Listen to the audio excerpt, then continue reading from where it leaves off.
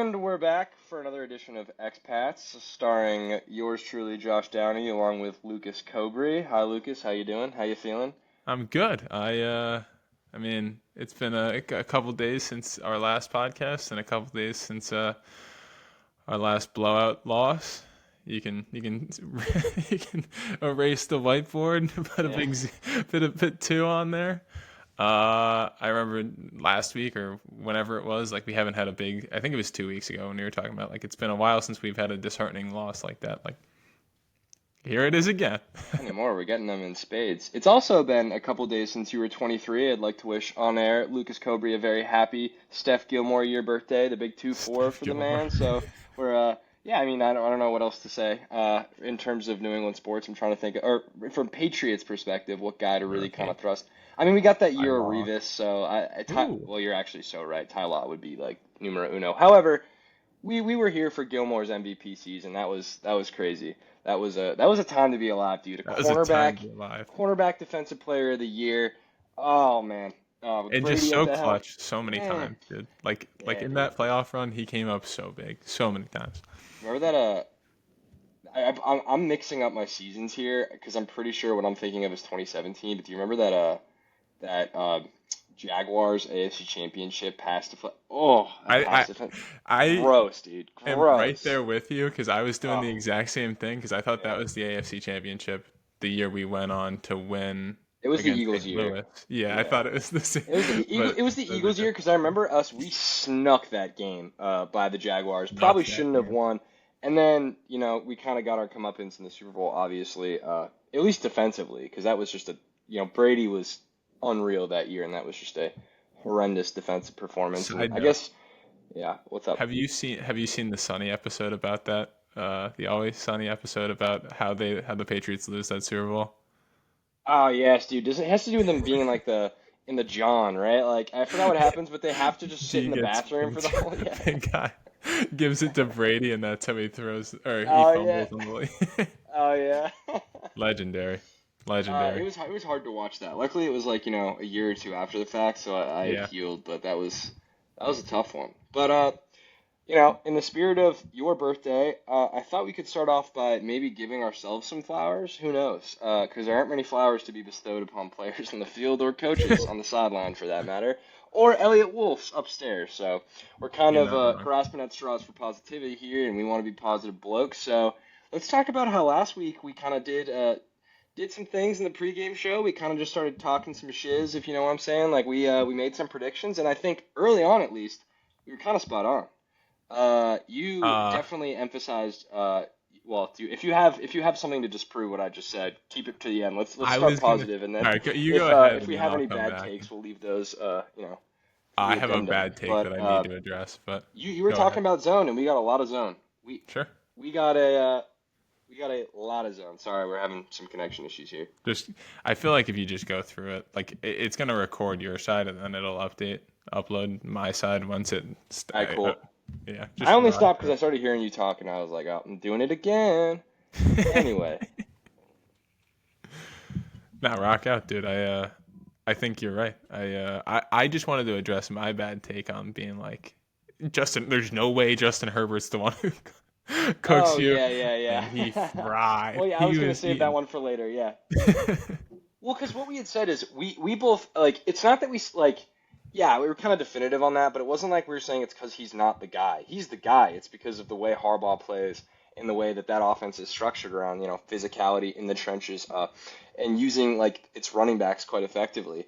Uh, which they still were able to do, but it's Herbert had so much time in the pocket it didn't matter. He was allowed to be surgical, and we saw what a surgical Herbert can do. And even though he has a pretty middling receiving core, uh, when you have enough time in the pocket and you're that talented, and your receivers are just playing better than the guys in the secondary, you're gonna look pretty exceptional. And Herbert looked like the man. But Yeah, we'll no, I kind of save agree. that analysis for after, because there's another thing where I didn't do my Josh's BS prop bets last week. However, I did That's ask the you. name I going did. forward. Yeah, I did. I mean, I don't know what else to call it. But I did ask you, I gave you an over-under of how many Gonzo blitzes we were going to see, and we got one on literally the first drive, like in I the know. first third down of the game. And you know what it did? absolutely nothing. It did nothing. We rushed a cornerback, and there was no pressure for Herbert on the play. There was none. In fact, he could have had an open Lad McConkey on Gonzo's side of the field. He didn't even care. He just looked over at Alex Austin, giving about a 15-yard cushion to QJ, and just said, "All right, he's just going to do a comeback at 10, and then we're just going to hit him for an easy bullet."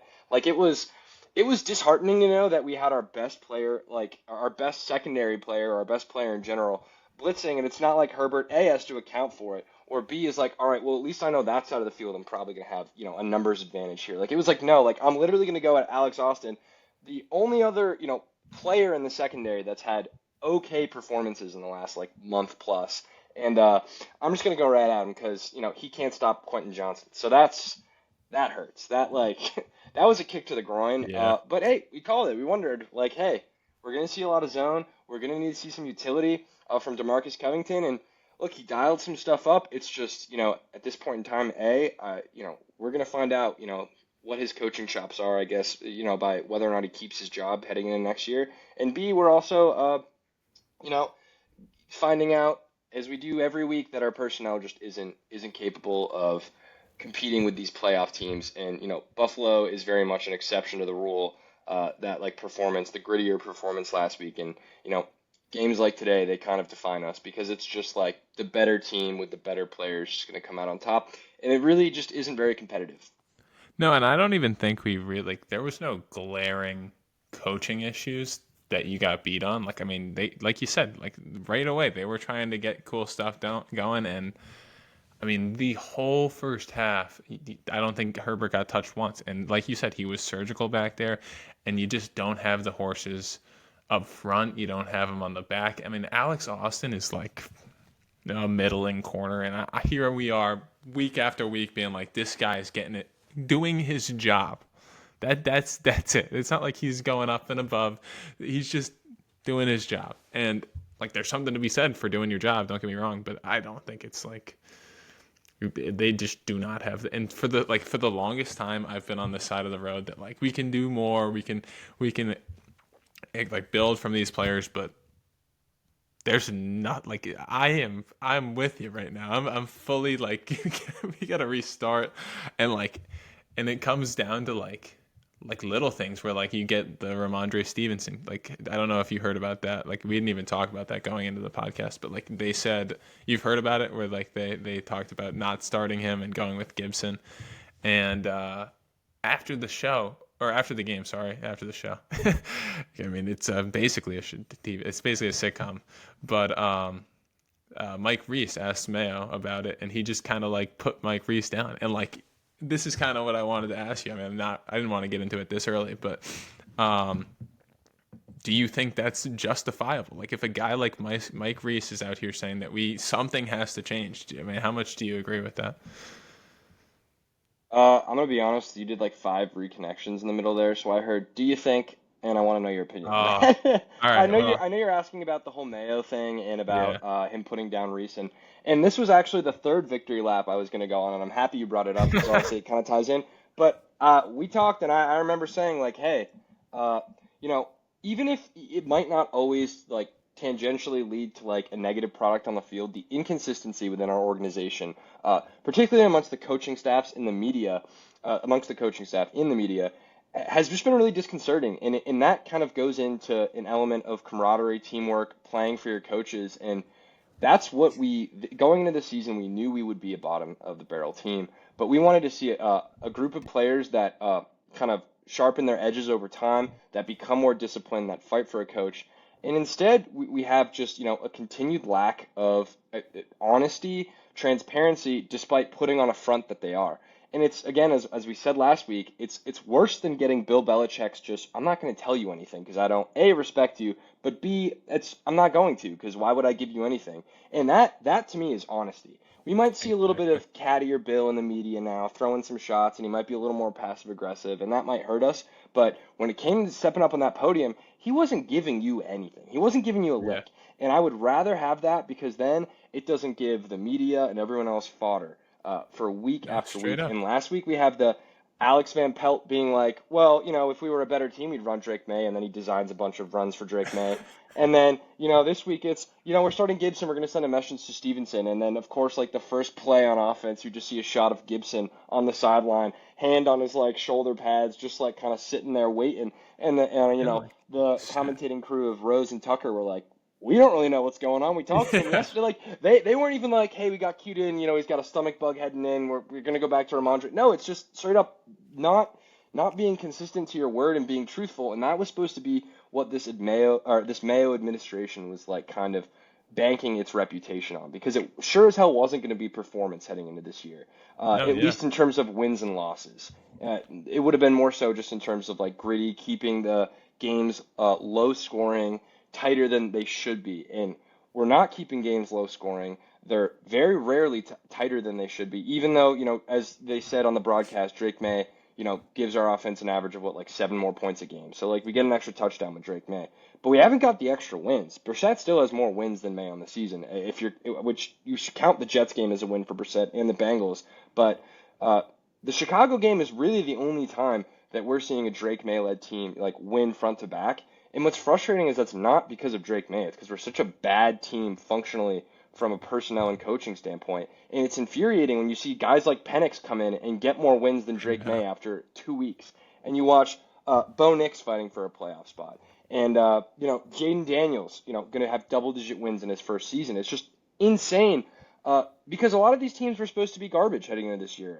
Atlanta being an exception there, I would say, given that they were kind of relying on a veteran quarterback and I think a slightly retooled roster. But it's just so frustrating that we're wasting this talent. And I still think the don't play May folks are probably happy that they were wrong. And I think all of us as Patriots fans are happy that we have a product that at least I want to watch on Sunday. Because last year I really didn't. It was just hard, and Yeah. especially when you're watching the Celtics, just steamroll the entire NBA to just have to turn on the Pats every Sunday and remember why seasonal depression is real. It's just tough, and I'm just tired of it. And I do want to go back to your opinion, because I think you actually, I didn't see him undress Reese or whatever it was that he said, but I'm just like, it sucks because John Mayo is one of my favorite all-time Patriots, and I'm losing I know. respect for him, and I don't want to lose respect for him at all, because I respect the man and especially the player that he was. No, and I think it's really sad to see, given who he was as a player. You know what I mean? Like, he was that consistency. You knew when you rolled him out on the field, you were getting a guy who was gonna bring the boom, and you were gonna get a guy who was gonna. I was waiting for that. You were getting a guy who was gonna be a coach on the field, and like, you get him now, and he wants to do this CEO thing, and it's just like, if we could just like, if we had a good defense, just like, and like, it's not even unfeasible. Like, I get like the Bengals were not a good team when we played them, but we were going toe to toe with these teams the first 3-4 weeks of the season. And since Drake's been in, you've had one good defensive performance, and you got to win in it. And then you play really well against Buffalo, and we're thinking we're getting a little bit of a snowball rolling, and now you get this, which is like, if you don't want to call this a disaster, I don't, like, there's no other thing that you can call a disaster. And like, I remember we were talking about it, maybe it was before, maybe it was right at the start, I can't remember, but the Saints lost last year and the Cowboys lost the year, that, like, the next week. Like, those back to back, that's when you knew Bill was done. And I mean, it's just sad. Like you said, like, I mean, Drake's been great, and like, I mean, yesterday was probably one of his worst games as a starter, and like, Probably had a concussion, so I know that was probably has crazy. a concussion. Let's be honest. I know, and that's why, like, I saw Gonzalez get hurt, and I was like, honest to God, like, my first reaction was like, all right, well, at least he's not gonna like destroy something, like. At least his tibia is going to be all right. Yeah, Like, yeah. exactly. Like, he's gonna be okay for the start of next year, and like, if you're not like, I that's hope all we you don't got, play Gonzo next week, and I'm very much on the fence about playing May. No, I don't think I mean, I think you gotta give him a few snaps, but I mean, let's throw Milton in there. I mean, like, God, like, Lord, Agreed. please do not put Jacoby Brissett in. Like, I cannot watch him miss another 5 yard out ever Oh my again. God, yeah, dude. It's just bad. For me, it's like, uh, which again, after I go on a rant about consistency, it's really hard for me to ask of this like genuinely. But can we just go into the game with Mayo talking to his guys and just being like, all right, Drake is playing the first half, and then no matter what, I don't care about like whatever happens, like we're putting Joe Milton in. This is our plan. Like we are sticking to it. Just something to show that there is a plan because the whole Drake plan was murky going into the year anyway. And once we finally got him consistently as a starter, then there's kind of the myths, truths, and half lies going throughout the season. Like, let's just go into the last game being like, if we win, great. I'd love to win, but I'm seeing the way Drake May is like throwing his body, just like in the line of fire every single down, and it's like it's inspiring from a fan and probably a fellow player standpoint.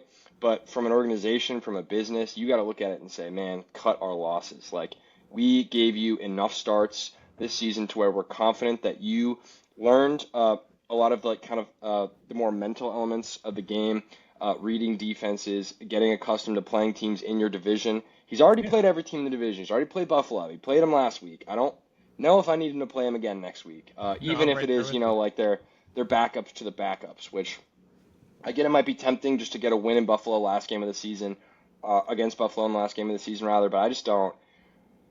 I don't know with the way that kid puts his heart on his sleeve and with how little Exactly. separation any receiver can get. I just don't see a scenario where his body isn't put in a position of like a compromising position at least several times next week in Buffalo. No, and you're totally right about that. Like, I mean, and the funny thing is that if he had come in, like, I mean, people were set, like you addressed the sit May thing. People were suggesting before the season that we waited until the bye, which was like right before the Arizona game. Like, if we came Mm. in and he was playing like turn the ball over 5 times in between then and now, people would still be ecstatic. You know what I mean? Like, it would just be good. Like, the fact that he came on right away and played so well, like, I mean, we should be like amped about that and like probably just saying, all right, like, let's not get him hurt. This game means absolutely nothing for his development. This is like sending him back to the odds that he gets hurt, develops some bad habit, or worse, he looks bad against a bad defense. Yeah, that would be unfortunate. And that's the last taste you get of him until freaking I like know. August, and that would be awful. Like, granted, he played poorly this week, but like you said, he probably has a concussion. So Yeah, and it's also the last game of the season at home. He's already been to Orchard Park. He's been to Orchard Park and he's played Buffalo starters. He's gone toe to toe with Josh Allen. We got that. That's great. He's played at home before. He's had plenty of home games, and this is, probably going to be a stripped down, Bills starting lineup rotation. So I'm just like, I don't necessarily see how the good can outweigh the bad of making the kid play more than like 2 quarters. And again, I hate to view a regular season game like it's a preseason game, but in terms of our future and leveraging our future, as some of the guys on our shows have said, like I'd rather Drake May not play one less game at the end of the year than have him rehab an injury that impedes his ability to maybe build some more, chemistry with some of the guys in the offseason or work on some of the more cerebral elements of the game or really get his footwork down. Like, do the things that a lot of guys in that sophomore year, that turn of their first year can do to really improve. Uh, yeah, Especially when we're not in a position even like, we see a drop off in someone like CJ Stroud, and that's, Houston is objectively a good spot to be in right now. Granted, some of the injuries have really sucked for him, and I do feel, for that, for that, offensive side of the ball, losing, two of yeah, their top three guys, that sucks. But and he's taken a step back, and he has all the tools to succeed. Uh, exactly.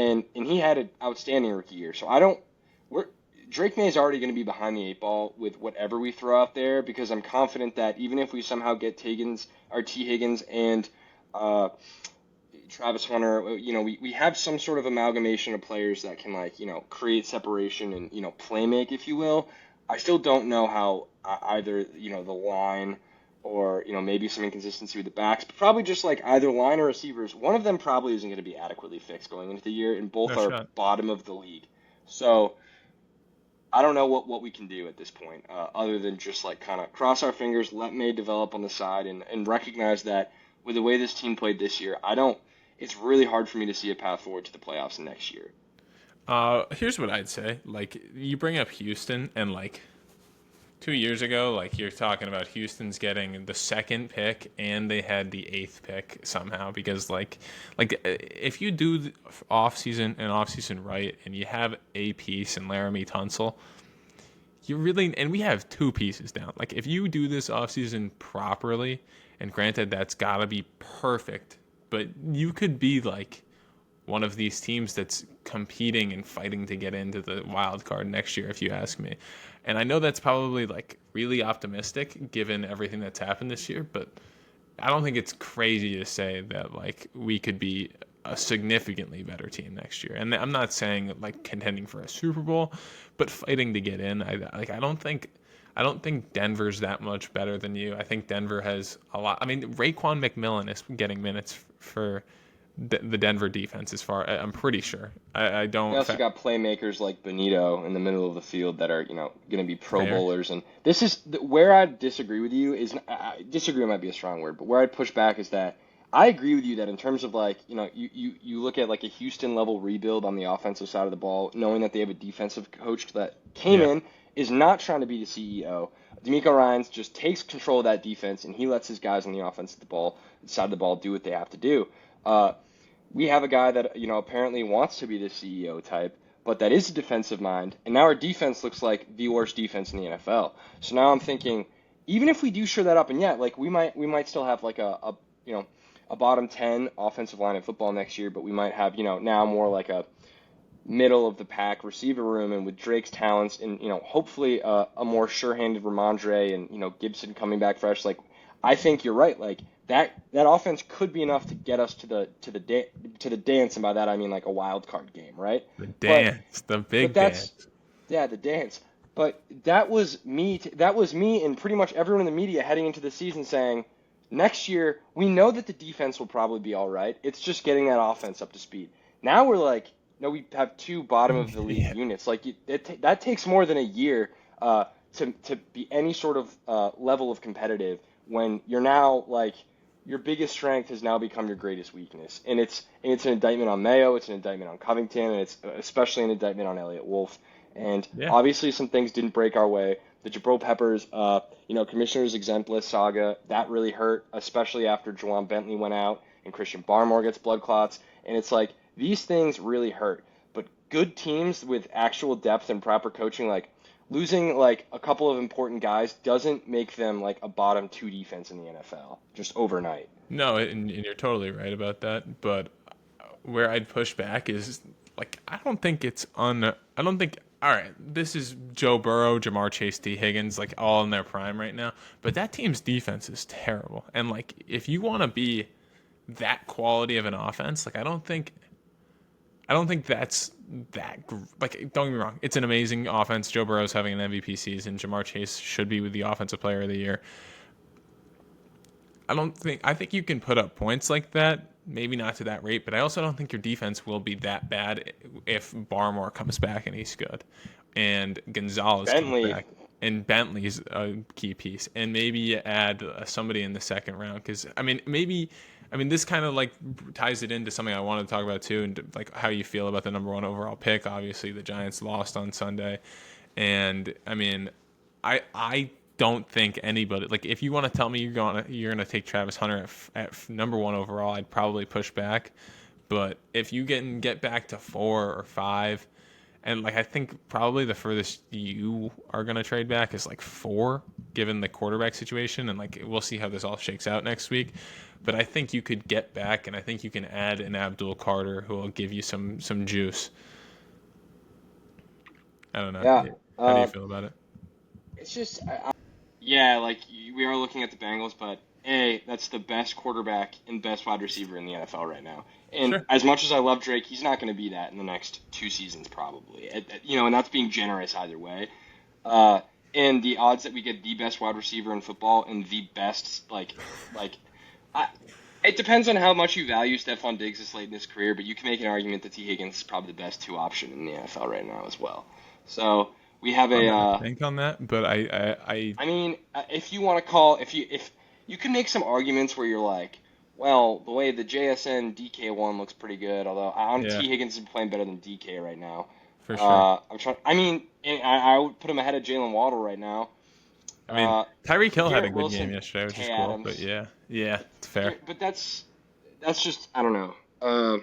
No, but that's a good point though. That is a dynamic offense. It is also like it's more about how their skill sets complement each other. Like they just had Brilliantly. two like kick-ass drafts in a row from an offensive standpoint, and obviously they haven't done their line any favors. But like I think Joe Burrow is a little more suited in terms of his style of quarterbacking to deal with some of those weaknesses, and still he still like gets hurt, and he probably it hasn't helped his career in terms of longevity, but I still think that he has certain aspects of his game that are kind of conducive uh, to dealing with some of those issues from a line standpoint. But also, it's just I don't. It's more so than about Drake in personnel. It's really just like I have no faith in this coaching staff right now, and that's honestly the big thing for me is if I had faith in what we were doing, with the X's and O's and what our guys were cooking up behind the scenes, I could go in the next year being like confident in where we can go with a quarterback that has a lot of promise, and I'm just not. I'm not seeing it yet. I know we've been like a little hypocritical when it comes to jumping on and off the AVP bandwagon. I get that. I'm not gonna You're lie and sugarcoat it. Like some days it's a more convenient narrative to be happy with them, sure. especially when it makes Drake look good. It makes all of New England look good, and by that I just mean everyone here has a smile on their face because we're like, all right, damn, like we have a guy going, we have talent, we have something because that we didn't have that for the last 3 years, but. I'm just looking at some of the narratives from this game. It's like some of my notes that I'm taking. I'm like Cole Strange's first ever center start. John Jones, looking like absolute Swiss cheese out there. Lad McConkey tearing him up. We have Kyle Duggar, a guy we gave a battle extension to that's supposed to be a leader on defense and probably one of our better players going forward. On the first two touchdowns of the game, went to notably Darius Davis, a special teamer that scored his first ever touchdown last year, got toasted on Yep. that throw, which was a pretty difficult grab. Like I mean, it's one that the pros make, but it was still like Yeah. a rip by Herbo and a pretty good catch, but still Duggar in the vicinity, but nowhere near his man. And then the Lad McConkey second touchdown. I'm just looking at three Patriots in the vicinity, but really you want Duggar to be eyeing McConkey, and he gets absolutely broken. Like his ankle is just Yeah. destroyed, and McConkey comes down with a pretty easy touchdown grab. Those, it sucks. It sucks from John Jones because we all love him. He's a consummate pro, and sometimes your legs go, but Duggar doesn't have that excuse. And people Yeah. have been trying to grasp at straws, being like, well, maybe it's because he's been injured the last like 4 weeks or whatever. I don't know. Like it's really hard for me to give that sort of like credence to him when it's just been a bad string of performances just left and right. No, and granted, the thing is, this is a few weeks ago, but I mean, at whenever it was that I heard this stat, he was the worst rated corner in the league, and I don't think that's like a crazy thing to say because No. he's been really freaking bad. Um, and yeah, like you said, he's a great guy, but I don't know.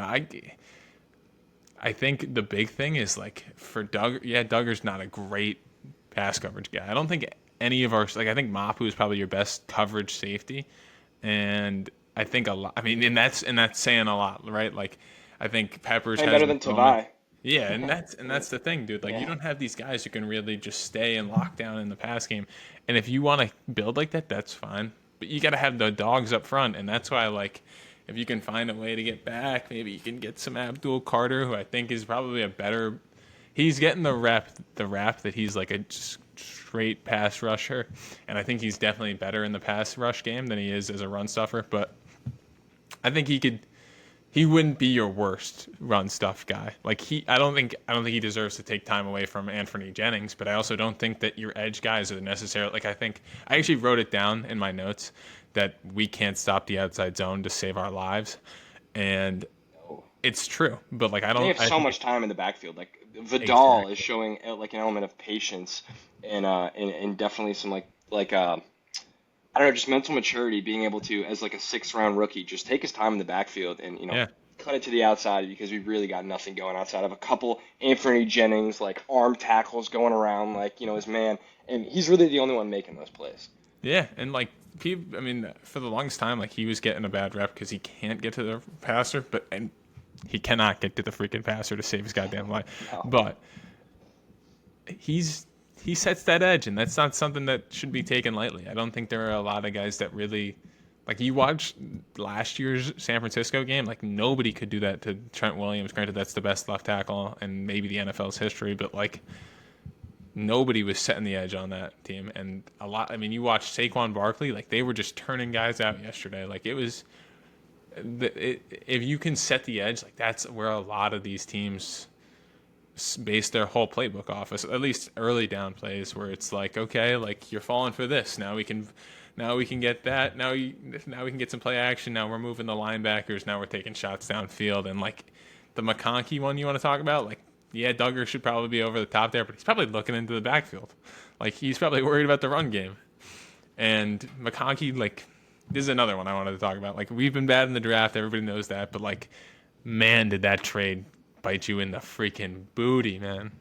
The Kayshawn booty, bro. That was brutal. Yeah. Right in the Kayshawns. Oh, man.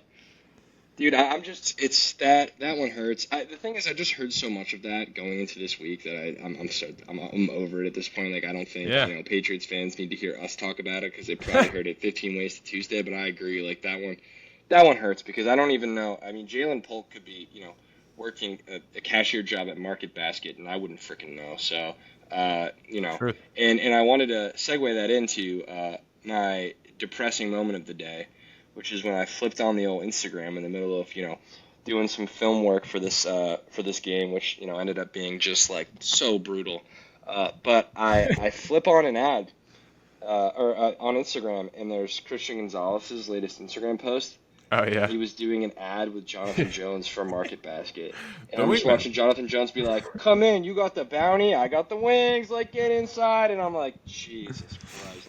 And the caption is what got me. The caption was, playoff season equals wing season. And he's like, Gonzo's like, I can't go anywhere without my, bounty paper towels or whatever. And I'm like, playoff season will be wing season because your ass is going to be parked on the couch just shoving, two drumsticks at a time down your gullet to hide the pain of having such an abysmal season despite being one of the best freaking cornerbacks in the NFL. And that just hurt, especially because, John Jones, such a great, beloved figure in New England. But, man, it's his time. It's time to ride off into the sunset. If last year was, the end of Bill's era, this one needs to be the end of Jonathan Jones' era. Not to say that those two guys are on the same wavelength, but, it's just kind of indicative of, we're continuously turning this Bill Belichick leaf, and it's funny when Bill's like talking to me, and he's like, I feel for these guys because I coached a lot of them up last year, and they're not playing well this year and all this stuff, and it's like partially because you are the greatest coach of all time, and you can probably get the best out of certain people, but again, we're looking at injuries, we're looking at a roster that's even more stripped down than last year in some ways, and it's like you did us no favors on your way out the door the last 3 years, so I hope Bill feels a little bit responsible for this. I mean, obviously, like, Mayo and Covington need their fair share of the blame, but, I mean, this is, a largely inherited team that didn't do much work in free agency and really only got one contributor in the draft, which is embarrassing given how many picks that we had stashed. And going into another year with a lot of picks on the docket, like, there needs to be some major changes in that front office if any of these guys are going to keep their jobs. It's just like... again, like today, ready? I'm watching the replay of the game, and I read that we've had 10 different starting offensive line combinations in 16 games, which is 2 more than any other team in the NFL. That's like what is the worst recipe for success in NFL history is putting a young quarterback behind an ever-changing, rotating door of offensive linemen. Like, that is the worst thing you could possibly, the worst combination.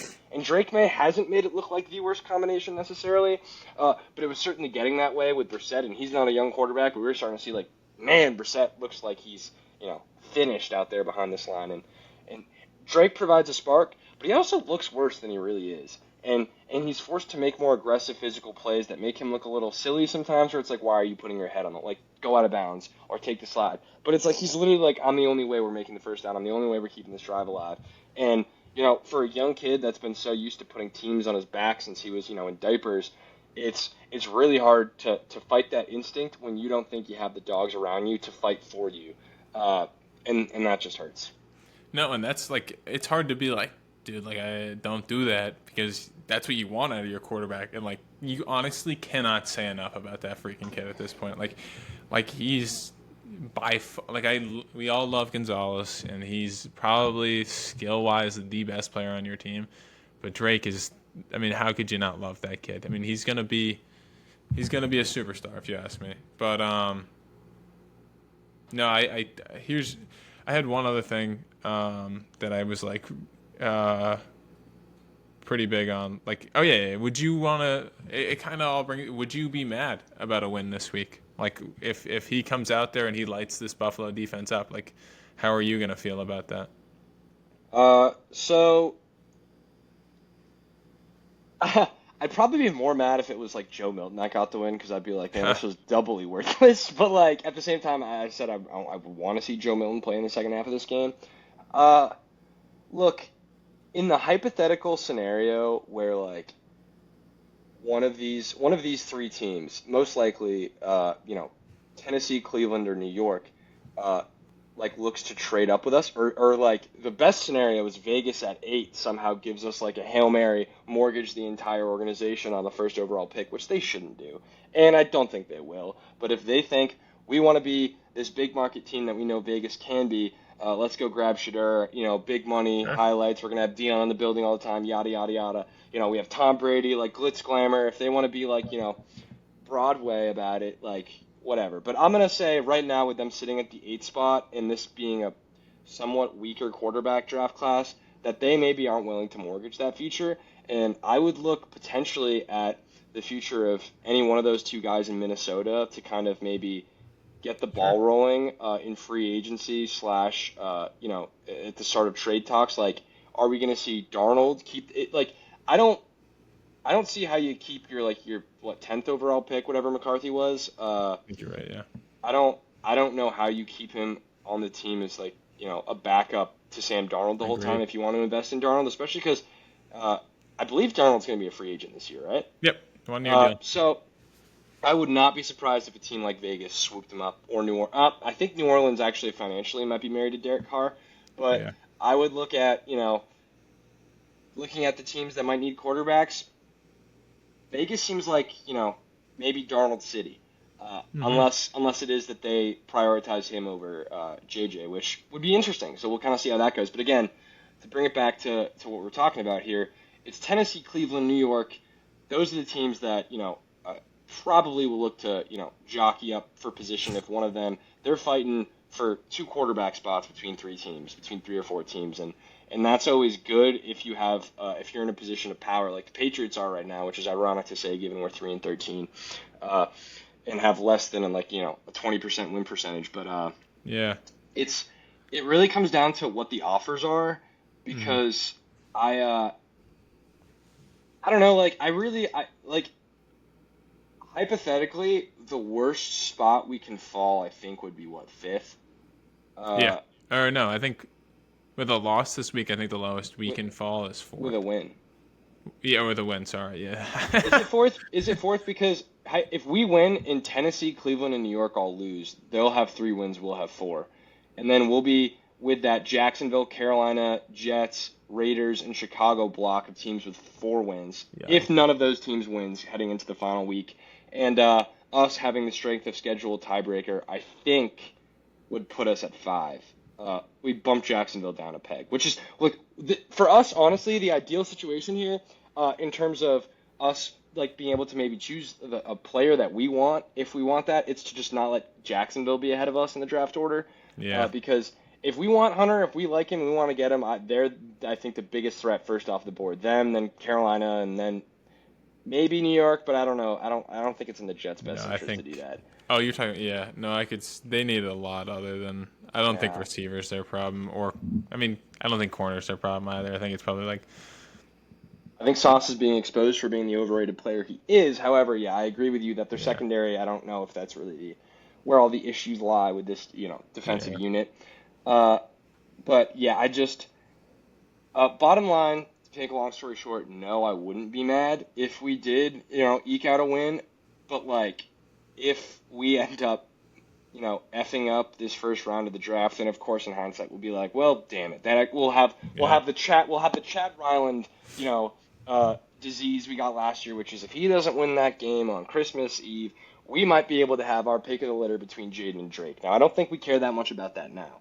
No. However, back then, especially watching Jaden Daniels light up the league the first 5 weeks of the season, 6 weeks of the season, it was like, Yeah. man, like, at least the choice would be nice.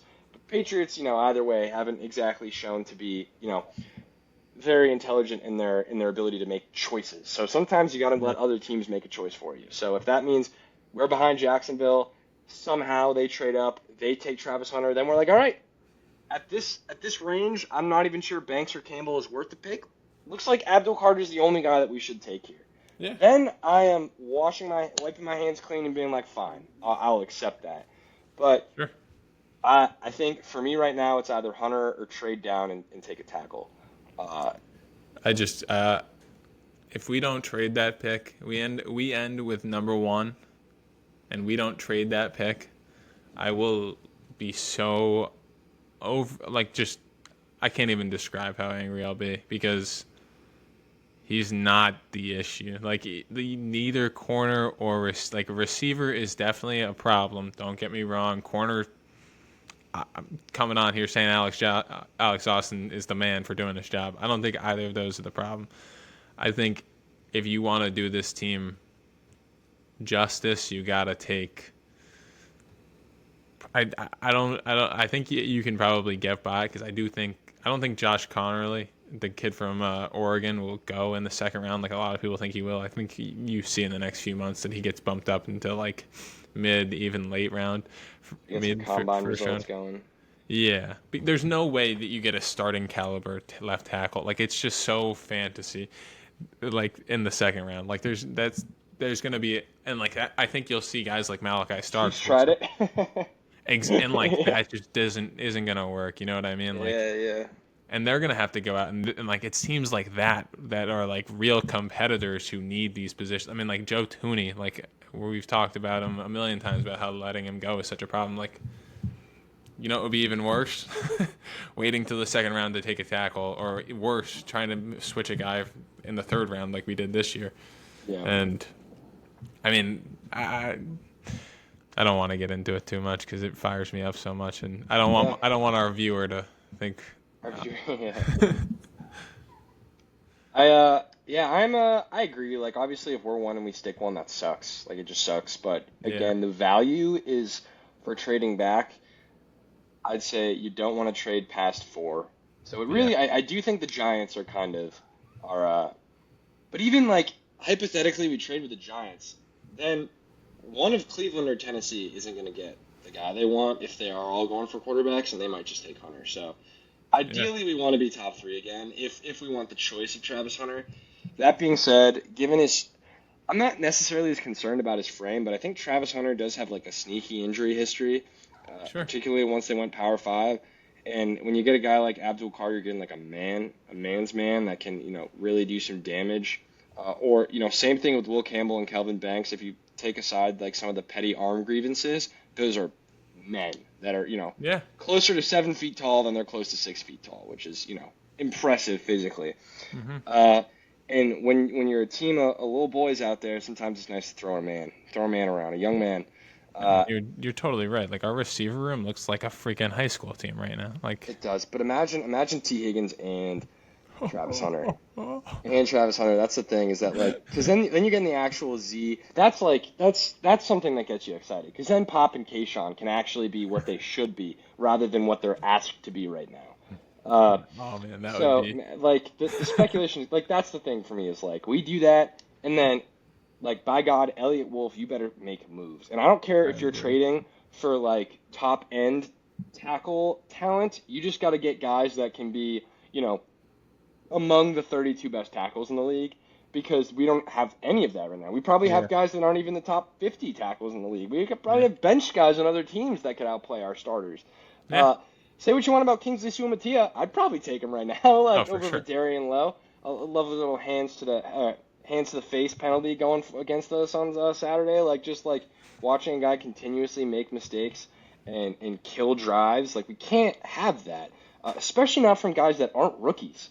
When we have a rookie making the most important decisions on our offense. So like, it's just, you want to surround a guy like that with maturity, and even when you do that, it can go haywire. I mean, look at the the Bears have so we have the second longest losing streak in the NFL at 6, followed closely by the Titans and Browns at 5. Uh, Say the longest one.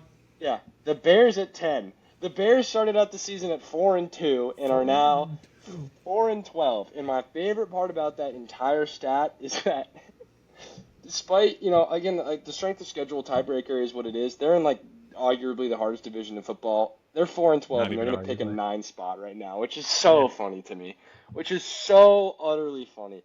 And I love it because of how many people, like, the Nick Wrights or whoever else that, talked about how great, and this isn't an indictment on Caleb necessarily, but it's an indictment on media people that jump to crown certain, young guys in the league in certain, like, teams with their roster construction. Sometimes we saw from the Lakers the year they went out and then they got Dwight Howard, they had Paul Gasol, Kobe Bryant, and I'm forgetting what other like wash star they had. Steve Nash, if I didn't say him, I believe he was there. Like sometimes getting all these names doesn't actually mean your team is going to be good. The and Jets. Not to throw it back, the Jets.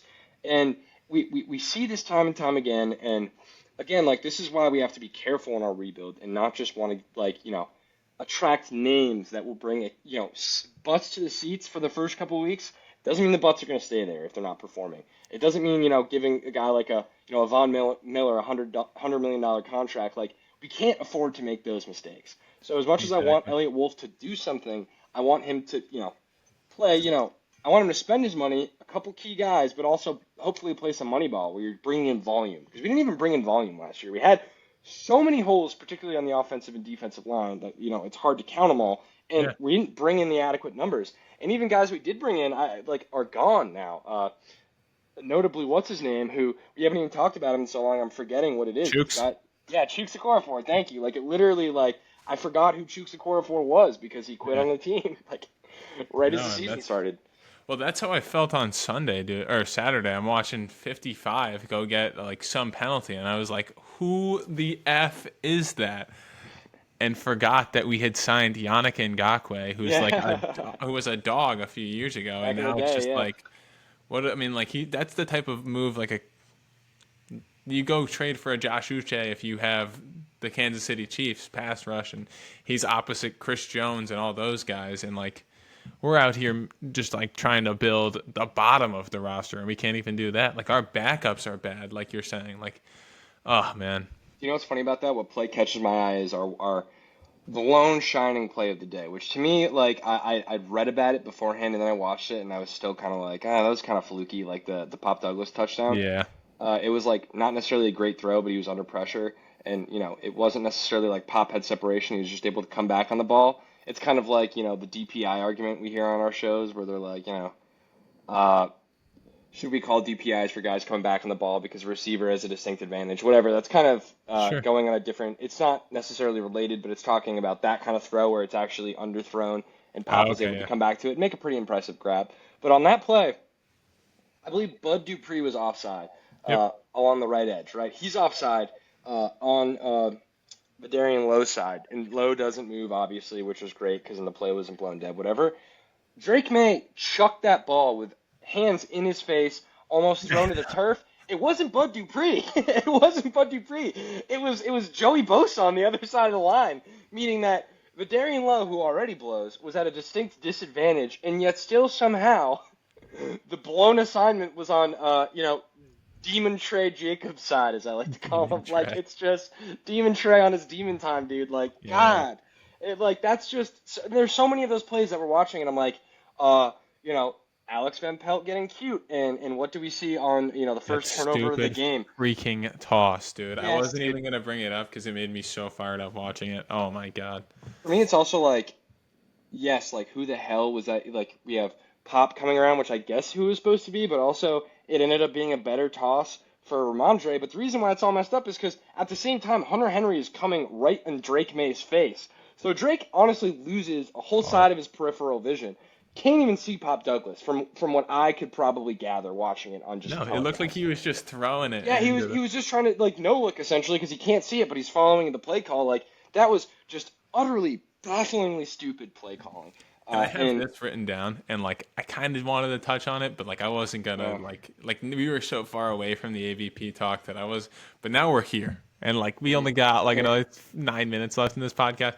we're here, we're queer, we're ready to talk AVP. Let's go. It's like he calls plays and has no idea why he's calling the play. There's no Oh yeah, yeah, sequencing. yeah. It doesn't look right from the start. It's not the right time to call the play. I find myself 60% of the plays being like, what are we? And Yeah, I have my own crazy little Madden offense that I like to run, but yeah. I've seen good offense for 20 freaking years before this guy got here, and this is not it.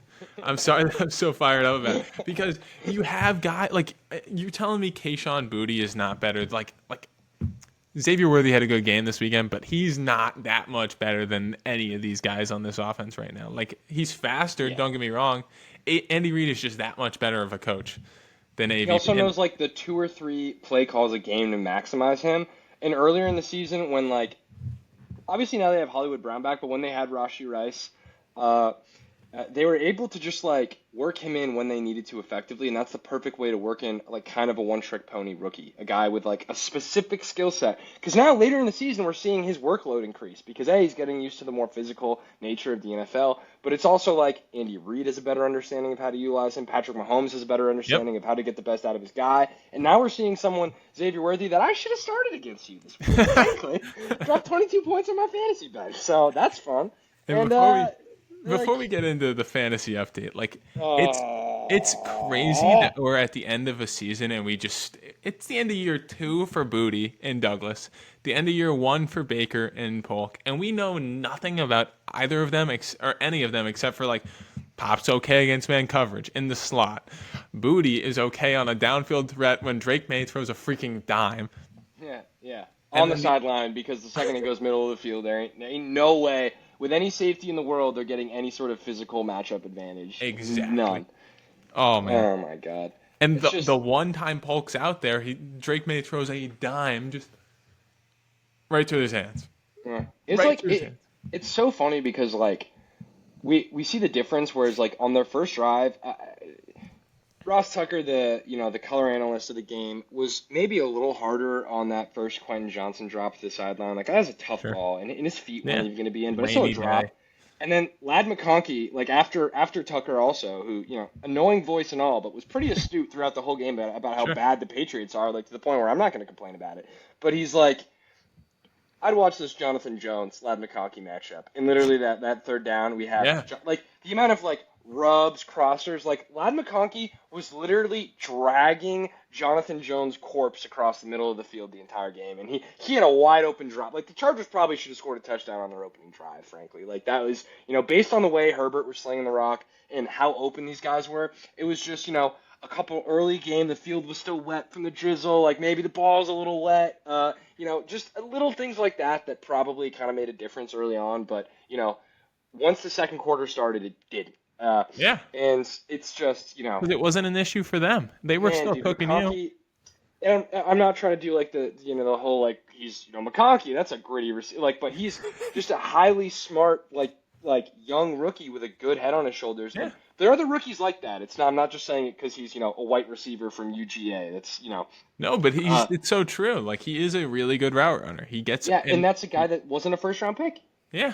Yeah. And I still have this I would take like Ricky Pearsall or like any of those guys later. Like Yeah. I was praying the Patriots would trade back up in the first round and take Xavier Legette. Now we haven't seen much out of Legette, but could you imagine Legette? If you want to call him basically like the cheaper Malik Neighbors of the draft, the raccoon barbecue Malik Neighbors. Have you seen those videos? Yes. Xavier Legette, dude, he brought a cooked raccoon to the to the locker room after Christmas or whatever. That was so funny. No, But that's he seems like a iconic. good dude.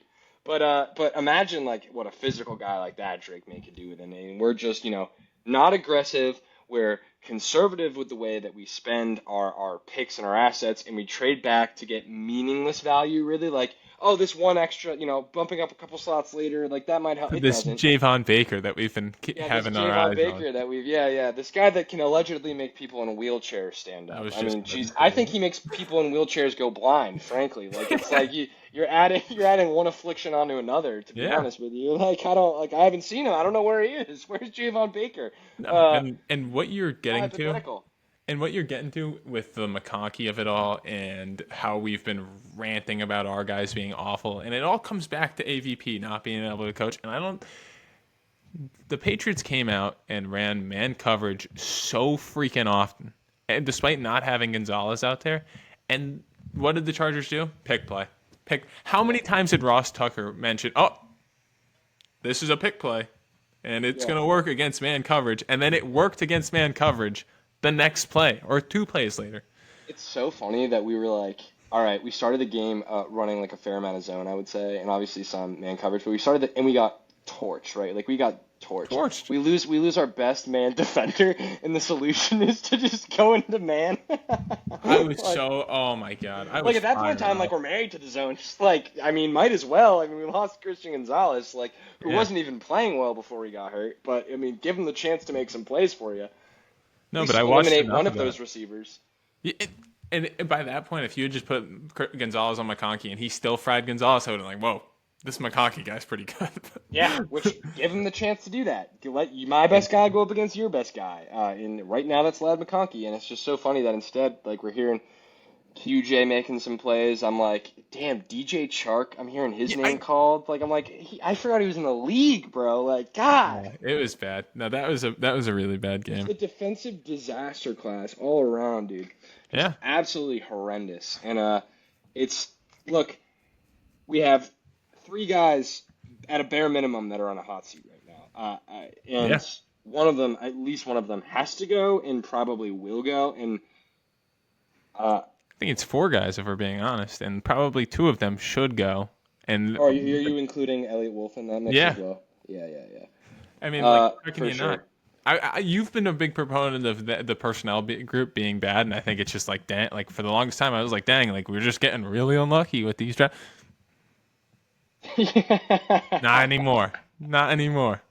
Look, I get he had 1 year post Belichick, but he was still in the rooms helping influence these decisions. And Belichick, an actual CEO, gave Groh and Wolf a lot of leeway in the building. Like they, Yeah, they were able to make decisions. They were able to kind of control certain scouting and personnel departments, and it wasn't working. So Groh got demoted, but we had and I know it's unfair to hold everyone to the standard of one season post the greatest coach of all time leaving, but hell, it doesn't we need need to to be see this some bad. level of improvement Yeah. in terms of depth. I'm not saying Yeah. top end. First season, you're not going to get the top end, top tier talent. That is, we get the quarterback, then we're able to bring in the names. The Yeah. first season is depth. The first season is you build from the bottom. You build from the bottom. We have no bottom. We have no booty, some would say. No. And all The we only got is booty we Kayshawn. got is Kayshawn. I Yeah. know, dude. It's oh my god. And look, whether or not Wolf gets another chance this offseason, we'll see. But this really needs to come down to because you and I aren't in the building a lot. No, most of the media guys, other than the unfiltered folks, like they're not actually in the building all the time. They're not employed members of the team. Like Not like that. we're not gonna know what is actually going on to the fullest extent. We're just can make educated opinions and guesses. Yeah. But hell, if Robert Kraft thinks these guys need to go, they need to go. Any of them, all of them. I don't I care. think. We Yeah. we are going to have a unique opportunity, and I'm assuming the Chicago job is going to be first up on everyone's list. But I think the Patriots job, given the amount of cap flexibility we have, top Potentially end the number one quarterback pick. talent, And the number one pick. quarterback. Like we are a team that historically, as far as bottom of the league teams go, gets a top end coaching hire. Yeah. So even if Ben Johnson goes to Chicago, are you sure you don't want to take a second look at Mike Vrabel? Are you sure I you don't would. want to take a second look at Vrabel? Mike Vrabel? 1,000%. I would go back to Vrabel. I don't. I think if you were to give Vrabel an actual quarterback, we're Right. going over an hour. We're going Yeah, over I an know. hour. I'm not Yeah. leaving for a little bit. We're doing. This is the best podcast you've had so far. No doubt. Yeah, So it's funny because we had like a bunch of connection issues at the beginning, and now we're just rolling. rolling, dude. I'm loving it. And if you're not, Rolling, rolling, rolling, rolling, rolling. if you've made it an hour and 23 seconds into expats, Thank you, but Welcome. you're getting some good stuff right now. No, but Ben Johnson's number one. Like, let's be honest, Number but one, numero Vrabel is uno. close. Like, You know what? Vrabel, Aaron Glenn is going to be up there too. Another Detroit guy, to be and honest he with you. should But be. Like, he should I be. think he'd be 3 for me because I know Vrabel's going to come in and lay some freaking lumber, and we're going to Yeah. have a new culture. Whereas, like, Mayo's supposed to be building this culture, and it's just like, what the frick are we even doing at this point? Yeah. I just don't. It's tough. It is funny to think like what happens when one Patriots legend doesn't work. You bring in another. But Yeah. the other was able to turn around a joke franchise, which run by what I'm assuming I'm not close to the Tennessee organization is maligned from an ownership standpoint because a lot of what happened with that team was Vrabel like kind of Belichicking it up and turning pennies into dollars because Ryan Tannehill didn't need to be a starting quarterback in the league as long as he did, and Nope. he looked adequate and he was making like a Pro Bowl here and there when he was on the Titans. So now we're seeing just this Will Levis absolute crapshoot. Now we have Mason Rudolph like just ugly, ugly, ugly football. Probably worse to watch than watching some of these Patriots games, just because at least we have Drake May, Oh, like, and that's saying something.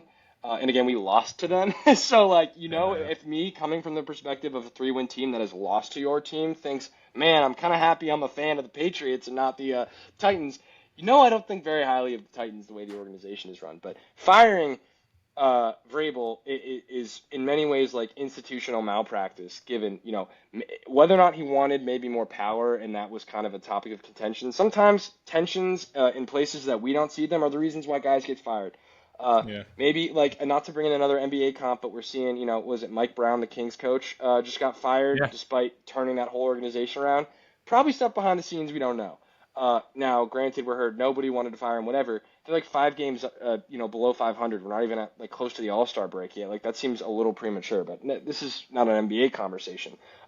It's just Although it could I be. don't respect Tennessee for firing Vrabel. I don't respect no one in the NFL for like literally like putting themselves out on the street corner hoping to get him, flashing their Sunday finest, if you know what I mean, and just leaning over in Vrabel's car and saying, "Hi, honey, can I take you for a ride? Like, please, Yeah. God, join my team."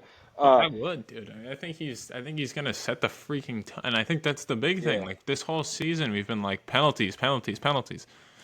You're not jumping on a Mike Vrabel team. Like I no, can good guarantee you cut. that. You're not dropping the ball on a Mike Vrabel team. And And even if Mike Rabel threatens to bench you the day before the game, he'll still bench you. He's not going to he'll start you the next still game. He's bench not you. going to have Antonio Gibson sitting on the sideline after he literally told you I'm benching this man. No, Yeah. we're not going to play this wishy-washy. Well, maybe Ramondre said he was sorry when we got back to the locker room. Maybe Ramondre said 8 times the charm, Yeah, boys. Like, exactly. no. Like Ramondre has the most non-quarterback fumbles in the NFL this year. He should have been benched multiple times. And I multiple love times. Ramondre. And as you said last week, I don't necessarily think this will be a reflection on how, what his game looks like going forward, but sure as Huh. hell a reflection on what it looks like this season. And you Yeah. got to make adjustments this season, and we're not making adjustments this season. And that all just goes back to coaching and like I just don't understand how you can like I watched like I was watching 98.5 today, which is insane Sports Hub. because I should the sports hub Dude, it's the and truth social of Boston sports media. that's so accurate. But they had Reese on there and Reese is like basically yelling like he's like struggling to find his words because he doesn't want to insult the big man, Thunder. And like, granted, I hope he never sees me here or sees that clip of me calling him Thunder just now. But like, the man is furious and like, and he's getting disrespect. Like he should be mad. And like, how you're that mad at yourself about how you just got like. You gave him 1 yard and you just freaking started. Like, he's on my bench right now in fantasy, so I know exactly what his stats were. He had .1, and you're going to bench Ramondre Stevenson, or you're going to bench Gibson for.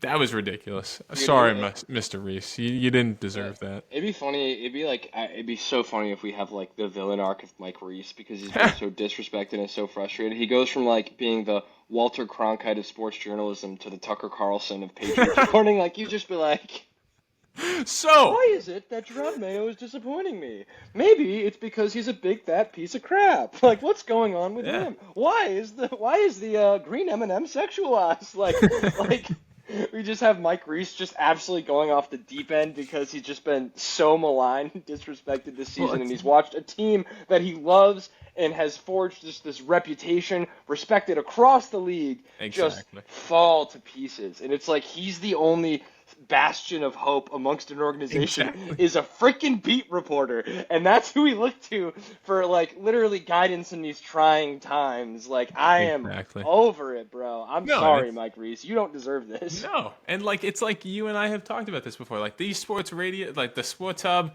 unfiltered for us. Like you got WEI if you're a real nerd. NLWPS, whatever it's Yeah, called. yeah, exactly. And Those nerds. they need to come up with a better network name. I'm sorry, guys. I respect a lot of what you do, mostly Alex Barth and Taylor Kyles, but what the hell is the NL? Like, what does that even mean? That must be like a, like a semi-pro hockey league. I don't see NLNS media. What the hell is this? But anyway. But no, it's the truth because like these guys are the white these guys are the black church for us. Like the us New Englanders. Like we are just sitting here so frustrated that we don't know anything other than to just get on the freaking call. Long time listener, first time caller.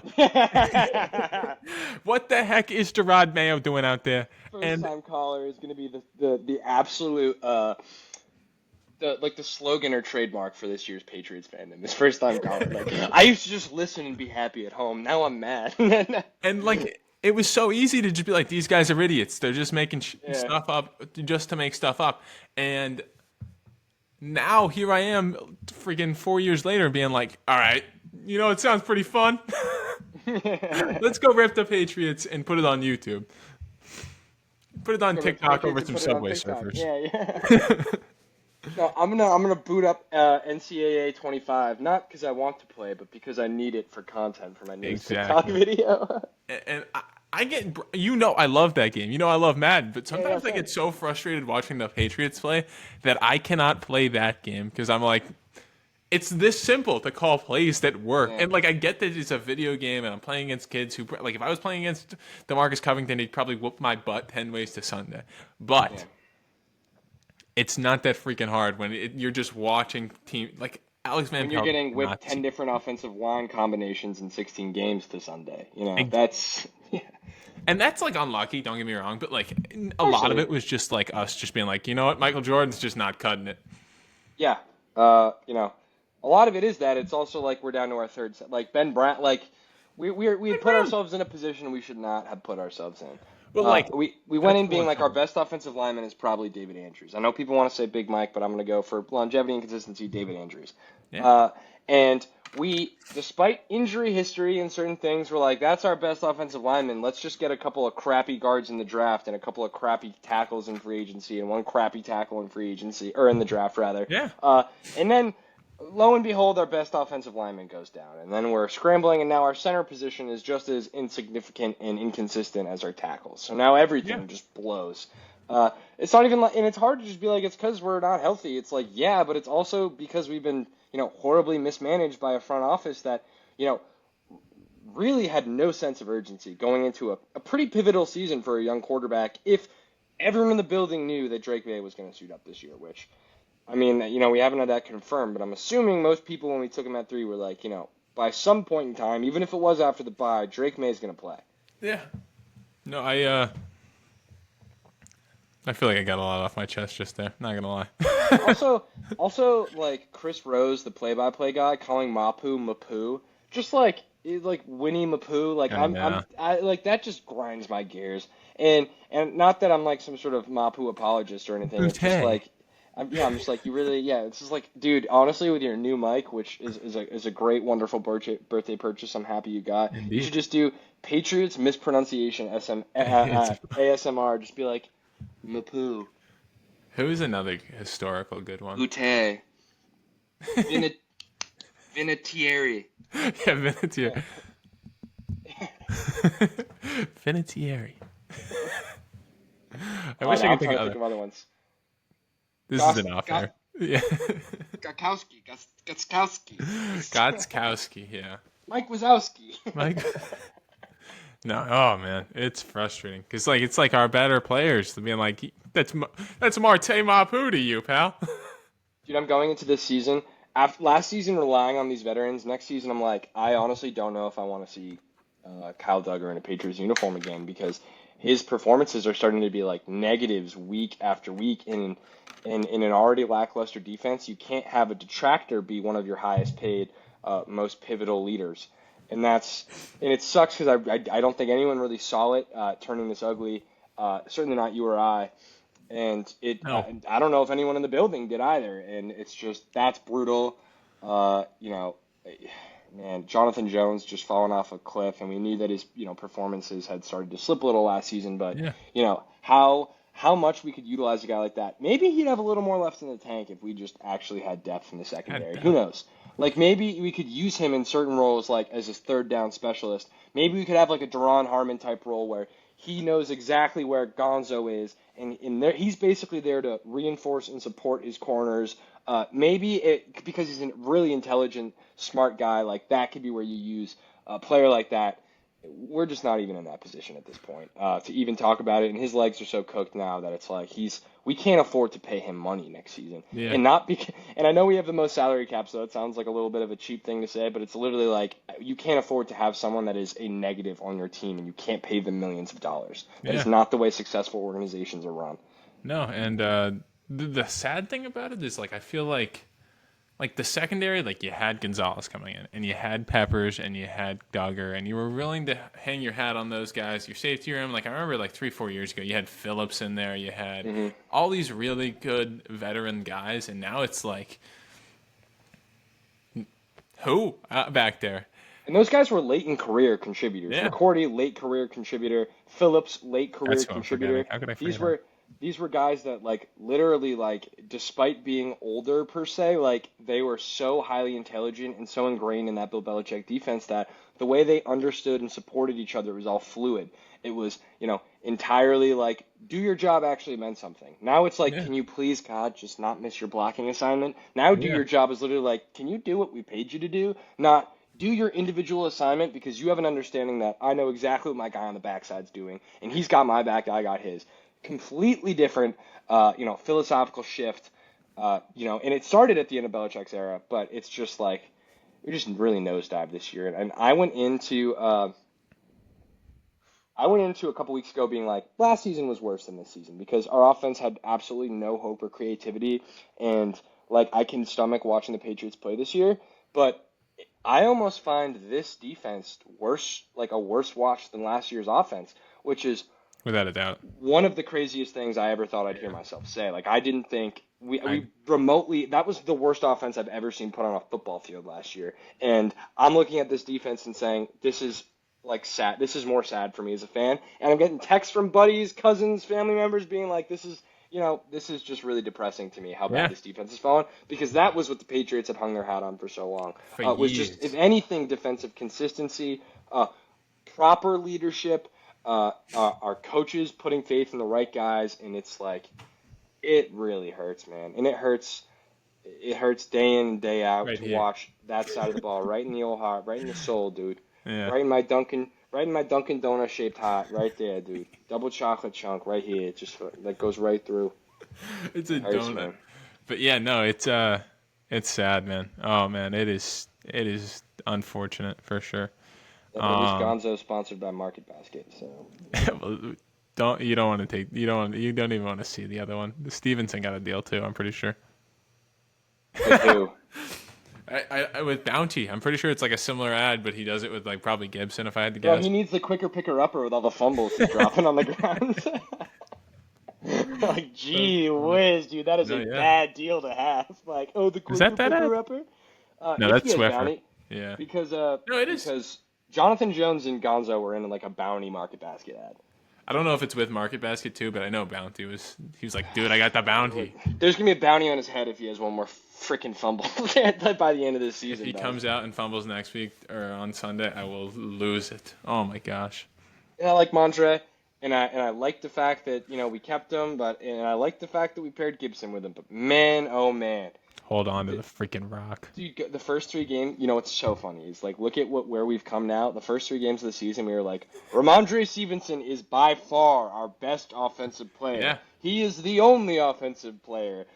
Feed Mondre, bow at the altar of Ramondre Stevenson. And now we're looking at him like, you know, a kid that might need to start looking at a different bus to take to school. And Yeah. that's really disconcerting. And I'm like, Yeah. and it hurts, again, it hurts right in the Dunkin' Donut shaped heart.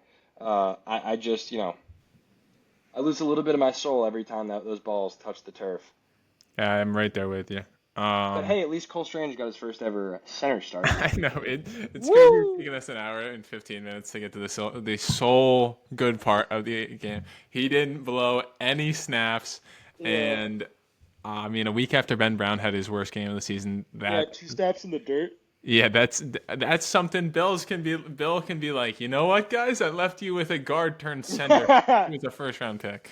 You So got a first round center. You're welcome. He'll just exactly. be like, yep, and that's a guy that I knew could, you know, be a first round caliber starting center in the NFL. You just got to give it 2 years, and you know, me and Versatility. Lombardi are going to talk about this in the shower later. But I think that we both mutually agree that was the best, you know, first round pick I've made in the last like 5 years. So. Ah man, it was. Unreal. It, Unreal. it probably not Gonzalez is definitely his best I first know. round I pick. just was, you know, of course, Bill, with being Bill, would probably find a way to talk about Cole Strange. Cole Uh, Strange. but, but man, dude, that's like, yeah. But it was funny, like, especially when Ross Tucker was pointing it out. But just like at the beginning of the game, when we see Cole Strange in there, and it's like they're in the huddle. We have Brissett in there. Everyone starts heading to the line, and then Cole Strange, you know, the center leader of, you know, the line, whatever, stops, turns around, goes back to Brissett, and starts talking with him again. And was Yeah, like, that was yo, funny. yo, are we doing this? Like, are we sure we know we're doing? Like, he's like, please point me in the right direction. But again, as you said, he didn't.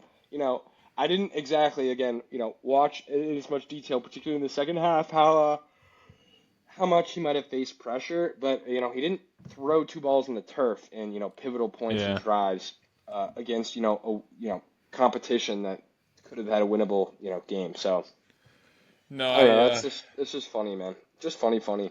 no, I mean, if you want to hang your hat on something from that game, like, okay. Yeah, I'm sure as hell not hanging my hat on Darius Davis torching Kyle Duggar. Like that was not on Yeah. my 2024 bingo card. No. Uh, I don't think it was really on anyone's, but man, dude, man. Should we I give hope the we see a lot of people? Gibson next week, dude. I just want to feed Yeah. Gibson 20 carries. Is that too much to ask? Is that like a crazy thing for me to want? Is just like a Gibson game, Gibson legacy game? I'm right there with you. I would be very encouraged if he just came out and they were running outside zone and he was getting maybe some slip screens, some just testament. Like, there's no harm in, like, we know Ramondre is better than this. We all, like, this Yeah, is yeah. absurd. If he can figure this Oh out, yeah. he'll return to being a top 10 back in literally a year. I mean, he plays a really physical brand of football, and, like, he was getting hit behind the line every game for the first 5 games. This is, like, a greater problem than Ramondre Stevenson actually putting the ball on the floor. Granted, he's been bad. Yeah.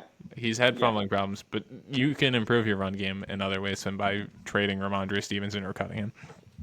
I But think you have a better like. I think Gibson might be like, depending on how satisfied he is with our organization, with the coaching, he might want out. And given his usage Stevenson? this year, I don't know Gibson.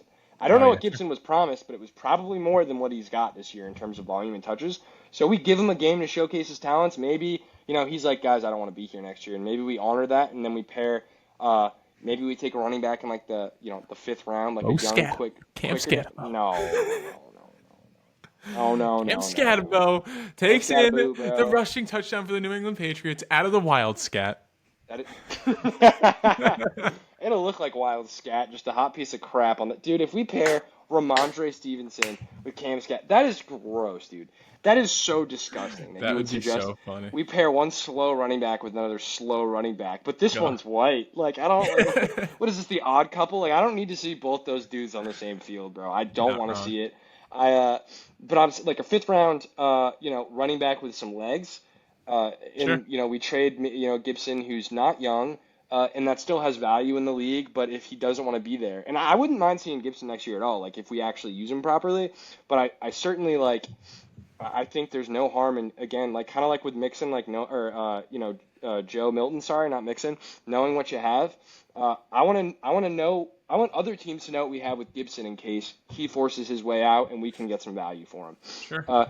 Because there isn't, like, you don't have much leverage if he has shown nothing for most of the season other than a couple of explosive plays when he's given the chance, and everyone in the league knows he wants out. Because that's just a position that bad teams find themselves in, and we might find ourselves in, and that would suck.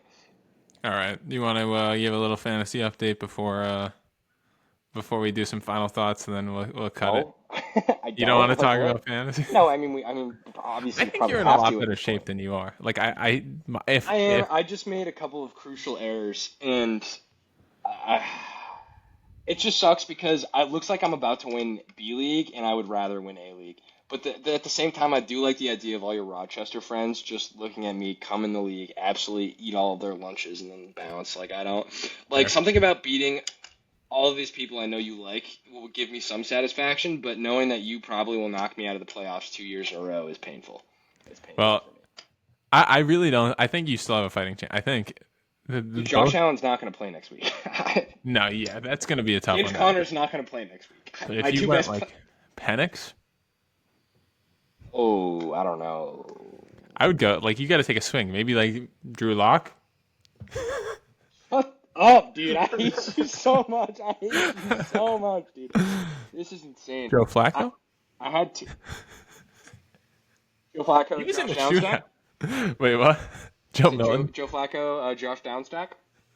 Yeah, even though Josh Downs had like 2 receptions for 20 yards or something last week. In a friggin' shootout. That's so sad. Look, I got a good, not great performances out of Drake London and Courtland Sutton. We have yet to see what Amon-Ra St. Brown will drop. But, Lucas is – I'm currently losing to you by like less than 5 points. I think it's 3. But you have Goff and Gibbs, and I have Amon-Ra. So, for me, it's like if Goff doesn't do well – Amon-Ra doesn't do well, but Gibbs probably does well, so then you get probably plus 20 points. If Amon-Ra does well, Goff will do well. So I'm probably not getting much of a points advantage. And you know what? For the hell of it, Jahmyr Gibbs probably does well too. I was going to say, if they do well, they'll be running the ball to Gibbs. Yeah. Yeah, if they do well, Jahmyr Gibbs is going to feast. The thing is, dude, next week could be an Amon-Ra legacy game. It could be a Jahmyr legacy game because they're playing the Vikings. I was going to say that they have to play next week. They have to play. So at least you have that. Honestly, I almost think it'd be better for me if they didn't have to play next week because I can eat the Amon-Ra sit if I put in like Xavier Worthy and hope he gets me like 15 points versus you not having a Jahmyr Gibbs. I'd be screwed. Or Jared Goff. You'd have to put in. Like, all you have is Drake May on your bench, and he might not play either, so, like... I'd go to Penix. For sure, I'd go to Penix. I'd like to thank my guy, Trey McBride, who is, again, I drafted... Dude, I drafted so well this year, and I just can't in the playoffs. My team just doesn't have it there. Like you got to the championship. I know, but I want to win, dude. The Rashee Rice pick, Trey McBride, Josh Allen, James Conner. Like I was wheeling and dealing. I didn't have a Colby level draft necessarily, but Colby's not exactly in the dance, so what have you. But damn, dude, your garbage team that we mocked and derided all season that got in off a 50-point Josh Allen performance from my team is about to poetically knock me out of the championship. Just utter poetry. Well, here's the thing. Breece Hall could have another terrible week. And, I'm, at the point with Breece Hall where I'm like, if Tajay Spears goes, but Tajay Spears is concussed. Tony Pollard's injured. And Ramondre Stevenson's my other back. So, I am the flex. I don't know what to do. I think I might have to throw. You have Brian Thomas and Malik Neighbors. Like, you have all rookies on your team, and they're your best players. Like, you are so unbelievably. You were such a victim of draft hype. You, my friend, if you need to know anything about Lucas is an absolute. I'm trying to think of a PC way of putting this. And the way that Lazar is a very big fan of whoever he just watched recently. Very big fan is a non-sexual appropriate way of putting it than I would put it. Like, Lucas got his little rocks off during the offseason with all the draft talk, and he is very much a victim of the hype trains. And so he drafted an entire team of rookies in not ideal situations, thinking like, you know what, we've talked about them for so long. I know they're all generational. They're going to carry me. He also had a Dunze for 90% of the season. So, this guy literally sold his soul to the draft gods, and it was not working for a while. But No, I started the season 1-3. yeah, yeah. And towards the end of the season, you had like a 20% chance of making the playoffs. You There was just a got skid. like, but the thing is, that's what you needed because your team was perfectly built for the championship round. It was not perfectly built for any other time than like the last 4 weeks of the season because all these guys are on teams where it's like we need to get our guys reps. And that's the genius of your draft is that it is such a high risk reward play where it's like I drafted my whole team to be like, let me get in that final Let's four. get Like I in. think I'll Yeah. take these guys. Like I'll get in if I'm active and I'm smart. Your thing was just like, well, I'm gonna toss a coin up in the air, and if it lands on heads, I'm winning the damn thing. Like it was literally like chaotic, but it's brilliant because so many of these guys are just gonna keep getting fed the rock the last couple weeks of the Yeah. season, uh, and I have to basically hope that Trey McBride is in that, or sorry, that like Cortland Sutton's in that position where Bo Nix is just like, we need to win to get into the playoffs. Like, let There you me go. Cortland Sutton. Like that to me is big that the Broncos lost, so now they're fighting for their playoff hopes. Like that's cool. I But hope to God yeah, they lose. I want to see Joe Burrow make yeah, the playoffs so freaking badly. me too, dude. I hope he does because that's a guy that I could see taking down the Chiefs. I Maybe know. not that defense, That would but be freaking that'd awesome, be though. awesome, dude. But I say all that as in jest because you are about to be up pretty heavily against me, completely fair and square heading into this last week of the season, and now all of my ride or dies are either getting injured I know. or about to be benched because they're so good they don't need to play the last week of the season. Yeah. And therein lies the problem in why Lucas needs to be commended for his let me draft a bunch of guys on crappy teams and like it's actually late in the season it really works. It works Yeah. so well. And Well, I Mac think this Jones is year's the making Brian exception. I Thomas look know. like look like Randy Moss out there, dude. My guy. One last time for me. He actually might carry me to this thing. Dude, I think you're gonna win it. I think I'm gonna win B League, so I'll take that to the bank because it still has you, Colby, and Will in there, and it's a 12 team league. So, That's impressive. but at the same time, a lot of people weren't active. Whereas I feel like in A League, like Most of you. 80% of the people play Yeah. like pretty frequently, Fair. and that was the league we had last year, and there's drama in that league, and Yeah, there's there is. trash talk, and there's trades. Like that league's fun. Uh, so yeah, like All right. I'd like to prematurely Don't congratulate say that. Lucas. Don't. Job's not Yeah, finished. I'm not knocking on it. I'm not knocking on a lucky left knee. I'm not knocking on wood. I'm just saying, Lucas, you have won fair and square. Don't say that. Congratulations, big man. Congratulations. All right. One Now last I'm just gonna thing. get you paranoid. All right. One last. I can't even I say know that you. word. I can't beat you, but I know you could beat yourself. That's another thing about Lucas. He is a hype train rider, but he is also someone that will beat himself if given the opportunity. And he is scared enough, and I maybe feed your paranoia. You will beat yourself, and that is what I'm hoping happens because I'm not going to beat you. I don't think I can. I think you have a Listening great to this fantasy guy. lineup right now, and it's geared towards winning a championship. No knock on wood. They're due for a little doom. So um Oh, I hope, dude. I all hope. I right. could use a big boom. I could use Josh Allen. Haley Steinfeld says, we're not getting married unless you put up a 50 burger in the last week of the season. I don't care. You're my man. I'm not seeing you on the sidelines. I am a superstar, and you need to be playing week in, week out. And Josh Allen Do you says, understand who yes, I am? Madame Haley. Yeah, I will go out there. I'll put it all on the line. Like, I'll do anything for you. And I would say, good. All But right. unfortunately, we're not looking like that's the case. It's not happening. Okay. We got like a minute. Who's your pick for the Super Bowl? One week in the season. You can give me an AFC, NFC team. Lions, with Eagles I'm being the with you. second pick. Yep.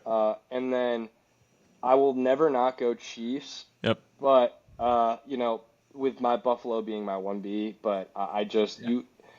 Mahomes deserves the credit that Brady got for all those years. Same with Reed and Belichick in terms of Amen. they've done it the last half decade. Like I don't like it, I hate it, but I sure as hell am not going to bet against it or disrespect it.